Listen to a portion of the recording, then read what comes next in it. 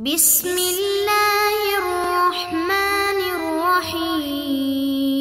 اعوذ باللہ من الشیطان الرجیم بسم اللہ الرحمن الرحیم الحمدللہ رب العالمین الصلاۃ والسلام علی اشرف الانبیاء والمرسلین وعلی اہل بیتہ الطیبین الطاہرین المعصومین۔ عزیز طلبہ السلام علیکم ورحمۃ اللہ وبرکاتہ۔ شرح نما حصہ سوم کتاب المتاجر درس نمبر 57۔ اس درس میں آداب تجارت میں سے 23واں اور 24واں ادب پڑھے۔ خلاصۃ الدرس، درس کا خلاصہ عرض کرتے ہیں۔ فرماتے ہیں آداب تجارت میں سے ہے، یعنی گویا کہ مستحب ہے نفع اور نقصان کی نسبت دینا بنیادی سرمایہ کے ساتھ، یعنی مستحب ہے کہ اس نسبت کو ترک کیا جائے کہ مثلا اگر کوئی چیز آپ نے 1000 روپے میں فرض کریں خریدی ہے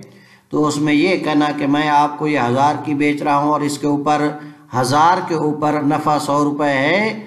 تو اس طرح نہیں کہنا چاہیے۔ یا 1000 کے اوپر مثلا 1000 کا خسارہ 100 روپے ہوتا ہے تو اس خسارے اور منافع کی نسبت اس راس المال کے ساتھ نہیں دینی چاہیے۔ دیکھیں آپ آگے جا کر انشاءاللہ پڑھیں گے کہ وہ سرمایہ جس کے ساتھ آپ چیز خریدتے ہیں، یعنی جو اصل قیمت ہوتی ہے، جب آپ نے کوئی چیز خریدی ہے اور آگے اس کو بیچ رہے ہیں تو اس کی قیمت کے بارے میں یا تو آپ بتائیں گے کہ مثلا اس کا اصل سرمایہ کیا تھا، آپ نے کتنے میں خریدی ہے، یا آپ نہیں بتائیں گے۔ مثلا فرض کریں کہ جعفر نے ایک چیز خریدی ہے اور آگے حسن کو بیچنا چاہتا ہے، تو اب یا تو اسے بتائے گا کہ اگر مثلا اس نے 1000 روپے کی خریدی ہوگی تو کہے گا کہ میں نے 1000 روپے میں خریدی ہے، یا اسے نہیں بتائے گا بلکہ ڈائریکٹ بیچے گا کہ یہ چیز مثلا میں آپ کو 1000 یا 1100 روپے میں بیچ رہا ہوں۔ اگر تو اس کی اطلاع نہیں دے گا تو اس کو کہتے ہیں بیع مساومہ۔ لیکن اگر بتائے گا کہ میں نے یہ 1000 روپے میں خریدی ہے تو پھر اس کی 3 صورتیں بنتی ہیں۔ یا تو جب بیچ رہا ہے تو اسی اصل قیمت کے ساتھ ہی بیچ رہا ہے، یعنی کوئی منافع یا خسارہ اس میں نہیں ہے، تو اسے کہتے ہیں تولیہ۔ لیکن اگر منافع کے ساتھ بیچ رہا ہے، مثلا وہ 1000 والی چیز 1100 یا 1200 میں بیچ رہا ہے اسے، اور ادھر سے بتایا بھی تھا کہ یہ میں نے 1000 میں خریدی ہے، تو اسے کہتے ہیں مرابحہ۔ اور اگر نقصان کے ساتھ بیچ رہا ہے، مثلا 1000 والی چیز 900 روپے بیچ رہا ہے اور ادھر اطلاع بھی اس نے پہلے دی تھی کہ 1000 میں خریدی ہے، اسے کہتے ہیں مواضعہ۔ اب اگر اس کی بیع مرابحہ ہے یا مواضعہ ہے، یعنی یا تو اس میں ربح ہے یا اس میں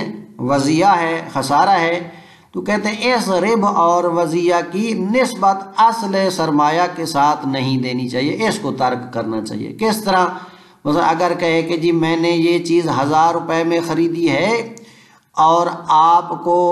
1000 روپے میں بیچ رہا ہوں اور 1000 کا نفع جو ہے وہ 100 روپے ہے، تو لہٰذا 1100 روپے میں، تو اس طرح یعنی 1000 کا نفع 100 روپے ہے، اس 1000 کی طرف اس 100 کی نسبت نہیں دینی چاہیے، بلکہ کہنا چاہیے کہ میں نے یہ چیز 1000 روپے میں خریدی ہے اور 100 روپے نفع کے ساتھ آپ کو بیچ رہا ہوں، یعنی یہ نفع کی نسبت سرمایہ کی طرف نہیں گئی ہے بلکہ مبیع کی طرف گئی ہے۔ اور اسی طرح نقصان میں بیع مواضعہ میں بھی اس طرح اگر کہے کہ یہ میں نے 1000 روپے میں خریدی ہے اور 1000 کا خسارہ 100 روپے ہے، اس کو بھی ترک کرنا چاہیے، بلکہ کہے کہ میں نے یہ چیز 1000 روپے میں خریدی ہے اور 100 روپے خسارے کے ساتھ آپ کو دے رہا ہوں۔ تو یہ ایسا کرنا، یہ نسبت دینا مکروہ ہے اور اس کا ترک کرنا مستحب ہے۔ وقیل یحرم، بعض کہتے ہیں کہ یہ نسبت دینا ربح کی طرف حرام ہے، چونکہ نہی کا ظہور جو ہے وہ حرمت پر ہے، لہذا حرام ہے۔ اسی طرح مستحبات میں سے ہے ترک بیع ما لم یقبض مما یقال او یوزن۔ دیکھیں اگر کوئی شخص ایک چیز خریدتا ہے، خریدنے کے بعد اس کو اپنے قبضے میں لیتا ہے اور قبضے میں لینے کے بعد اگر بیچتا ہے تو اس میں کوئی حرج نہیں ہے۔ لیکن بسا اوقات یہ ہوتا ہے کہ انسان نے ایک چیز خریدی ہے، ابھی اپنے قبضے میں نہیں لی ہے اور ادھر ہی موجود ہے اور آگے اس کو بیچ دیتا ہے۔ کہتے ہیں اگر وہ ایسی چیز ہے کہ جس کی پیمائش کی جاتی ہے یا وزن کیا جاتا ہے تو ایسی چیزوں کو قبض کرنے سے پہلے ان کی بیع کو ترک کر دینا چاہیے، یعنی کہ گویا اس کی بیع کو ترک کرنا مستحب ہے اور ان کو بیچنا مکروہ ہے۔ کیوں؟ کیونکہ کہتے ہیں روایات صحیحہ ہیں جو دلالت کرتی ہیں کہ ایسی بیع نہیں کرنی چاہیے، اور ان کے مقابلے میں چونکہ ان میں نہیں پائی جاتی ہے لیکن ہم ان کو حمل کریں گے کراہت پر، کیونکہ ان کے مقابلے میں ایسی روایات بھی موجود ہیں جو دلالت کرتی ہیں جواز پر۔ پس جواز والی روایات اور اس نہیں والی روایات کو جب ہم جمع کریں گے تو نتیجہ کراہت ہی ہوگا، تو بس ایسا کرنا یعنی قبض سے پہلے ان چیزوں کو بیچنا مکروہ ہے۔ لیکن شہید ثانی رحمۃ اللہ علیہ فرماتے ہیں والاقوی التحریم، اقوی یہ ہے کہ قبض کرنے سے پہلے مکیل اور موزون چیزوں کو بیچنا حرام ہے۔ کیوں؟ کیونکہ فرماتے ہیں یہ جو روایات آپ نے فرمایا ہے کہ روایات صحیحہ جن میں نہیں پائی جاتی ہے اور ان کو آپ نے کراہت پر حمل کیا ہے اس جمع کی وجہ سے، کہتے ہیں یہ جمع وہاں پر ہوتی ہے جہاں روایات ہر لحاظ سے برابر ہوں، یعنی کسی میں مرجح موجود نہ ہو۔ لیکن یہاں جو روایات ہیں، جو روایات جن میں نہیں پائی جاتی ہے وہ روایات صحیحہ ہیں، اور جو روایات جواز پر دلالت کرتی ہیں وہ غیر صحیح ہیں اور ضعیف روایات ہیں۔ پس ضعیف روایات صحیح روایات کے ساتھ تعارض نہیں کر سکتی ہیں، ان کا مقابلہ نہیں کر سکتی ہیں، لہٰذا وہ جو روایات صحیحہ ہیں ان کو مقدم کیا جائے گا، اور لہٰذا جب مقدم کیا جائے گا تو ان میں نہیں ہے اور نہیں کی دلالت حرمت پر ہے، تو لہٰذا نتیجہ یہ نکلے گا کہ ایسی چیز کو بیچنا حرام ہے۔ الثالث والعشرون ترک نسبت الربح والوضیعۃ الی راس المال، یعنی مستحب ہے کہ ترک کیا جائے نفع اور نقصان یعنی خسارے کی نسبت کو اصل سرمایہ کے ساتھ، یعنی اس نسبت کو اصل سرمایہ، جیسا کہ مثال دی ہے کہ اگر 1000 میں خریدی ہے تو اس طرح نہیں کہے کہ 1000 روپے میں آپ کو بیچ رہا ہوں اور 1000 کا نفع 100 روپے ہے، یا 1000 روپے میں بیچ رہا ہوں اور 1000 کا نقصان 100 روپے ہے۔ اس طرح یہ نسبت اصل سرمایہ کی طرف نہیں دینی چاہیے۔ اس طرح اس میں یہاں مثال دیتے ہیں بِأَن یقول، کہ اگر وہ شخص یعنی بائع کہے بِئْتُکَ بِمِئَةٍ، کہ میں نے آپ کو بیچی ہے 100 روپے میں، وَرِبْحُ الْمِئَةِ عَشْرَةٌ، اور 100 کا نفع جو ہوتا ہے مثلا 10 ہے، اس کے ساتھ بیچی ہے، تو اس طرح نہیں کہنا چاہیے، اس کو ترک کرنا چاہیے۔ او وضیعتھا، یا مثلا 100 کا جو مثلا خسارہ ہے وہ 10 روپے ہے، کیوں؟ لِنَّهْیِ عَنْهُ، کیونکہ اس کے بارے میں نہی آئی ہے۔ اور دوسری دلیل وَلِأَنَّهُ بِصُورَةِ الرِّبَا، یہ صورت ربا مان رہی ہے کہ 1000 کا نفع جی 100 روپے، تو یہ ربا والی صورت ہے، اور 1000 کا خسارہ مثلا 100 روپے، یا 100 کا نفع 10 روپے اور 100 کا خسارہ 10 روپے، تو یہ صورت ربا کی بنتی ہے۔ وَقِيلَ يَحْرُمُ عَمَلًا بِظَاهِرِ النَّهْيِ، اور بعض نے کہا ہے کہ ایسا کرنا یحرم حرام ہے عمل کرتے ہوئے نہی کے ظاہر پر، چونکہ نہی کا ظہور کس میں ہے؟ حرمت میں ہے، پس جب نہی کی ظہور حرمت میں ہے تو ایسا کرنا کیا ہوگا؟ حرام ہوگا۔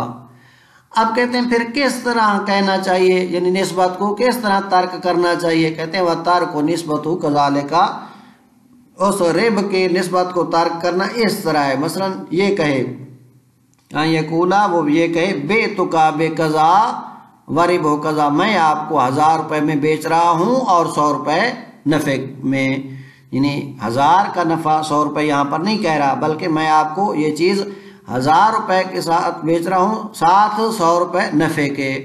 1000 روپے میں 100 روپے نفع کے ساتھ۔ او وضیعت ہی، یا آپ کو 1000 روپے بیچ رہا ہوں 100 روپے نقصان کے ساتھ، اس طرح کہے تو یہ صحیح ہے، نہ کہ اصل سرمایہ کی طرف اس نفع یا نقصان کی نسبت۔ الرابع والعشرون ترک بیع ما لم یقبض بما یقال او یوزن، کہتے ہیں دیکھیں اگر آپ کوئی چیز خریدتے ہیں تو خریدنے کے بعد اپنے قبضے میں لیتے ہیں اور اس کے بعد اگر بیچتے ہیں تو کوئی حرج نہیں ہے، لیکن کہتے ہیں ایسی چیزیں جو پیمائش کی جاتی ہیں یا وزن کی جاتی ہیں، اگر ان چیزوں کو قبض کرنے سے پہلے یعنی ابھی قبضے میں نہیں آئی ہیں تو ایسی چیزوں کی بے کو ترک کرنا مستحب ہے۔ کیوں ترک کیا جائے؟ لِنَّهْيِ عَنْهُ فِي أَخْبَارٍ صَحِيحَةٍ، چونکہ اس کے بارے میں نہیں آئی ہے اخبار صحیحہ میں، البتہ حُمِلَتْ عَلَى الْكَرَاهَةِ، ان اخبار کو حمل کیا گیا ہے کراہت پر۔ کراہت پر کیوں حمل کیا گیا ہے اور حرمت میں کیوں نہیں ظہور رکھتی؟ جمعاً بینہا و بین ما دل علی الجواز، جمع کرتے ہوئے ان روایات کے درمیان اور ان روایات کے درمیان جو جواز پر دلالت کرتی ہیں، یعنی بعض روایات ایسی ہیں جن میں آیا ہے کہ آپ قبض سے پہلے بھی بے کر سکتے ہیں، ایسا کرنا جائز ہے، اور ادھر سے یہ روایات کہتی ہیں کہ ایسا کرنا ممنوع ہے چونکہ ان میں نہی آئی ہے۔ اب ادھر سے یہ نہی کا کہتی ہیں، وہ کہتی ہیں جائز ہے، تو پھر جمع ایسے ہوگی کہ جائز ہے لیکن بنابر کراہت، بس ایسی چیزوں کو بیچا جا سکتا ہے لیکن بیچنا مکروہ ہے۔ والاقوا، شہید ثانی رحمۃ اللہ علیہ فرماتے ہیں اقوا ہمارے نزدیک ایسا کرنا حرام ہے، یعنی ان چیزوں کی بے قبض سے پہلے حرام ہے۔ کیوں؟ وفاقا للشیخ فی المبسوط مدعیا للاجماع والعلامت رحمہ اللہ فی التذکرہ، چونکہ شیخ طوسی علیہ الرحمہ نے کتاب مبسوط میں حرمت کا فتویٰ دیا اور ساتھ اس کے کہ دعویٰ کیا ہے اجماع کا، کہ اس میں اجماع ہے کہ ان چیزوں کو قبض کرنے سے پہلے بیچنا حرام ہے۔ اور اسی طرح اتفاق کرتے ہوئے علامہ حلی رحمۃ اللہ علیہ کے ساتھ کتاب تذکرہ میں، انہوں نے کتاب تذکرہ میں اس کی حرمت کا فتویٰ دیا اور اسی طرح ارشاد میں۔ اب کیوں ایسا کرنا حرام ہے؟ کہتے ہیں جی روایات کے درمیان تناقض اس صورت میں ہوتا ہے جب وہ ہر لحاظ سے برابر ہوں، یعنی دونوں میں گویا کہ یا مرجحات پائے جاتے ہیں، لیکن اگر ایک قسم کے روایات ضعیف ہیں اور دوسری روایات صحیحہ ہیں تو اس صورت میں ضعیف روایات صحیح روایات کے ساتھ ٹکرانے اور تعارض کی صلاحیت نہیں رکھتی ہیں بلکہ وہ ساکت ہو جاتی ہیں۔ تو یہاں پر چونکہ وہ روایات جو حرمت پر دلالت کرتی ہیں وہ روایات صحیحہ ہیں، اور وہ روایات جو جواز پر دلالت کرتی ہیں وہ روایات ضعیفہ ہیں، لہٰذا یہ جو انہوں نے کراہت پر ان کو جمع کیا ہے یہ جمع یہاں پر صحیح نہیں ہے، کیونکہ روایات صحیحہ کے ساتھ روایات ضعیفہ نہیں ٹکرا سکتی ہیں۔ تو پس ہم روایات صحیحہ کو، اخبار صحیحہ کو مقدم کریں گے، اور چونکہ ان کی دلالت جو ہے مثلاً حرمت پر ہے، چونکہ نئی جو آئی ہے ان میں حرمت پر دلالت کرتی ہے، تو لہٰذا ہم کہیں گے کہ اقوا یہ ہے کہ ایسی چیزوں کی بے حرام ہے۔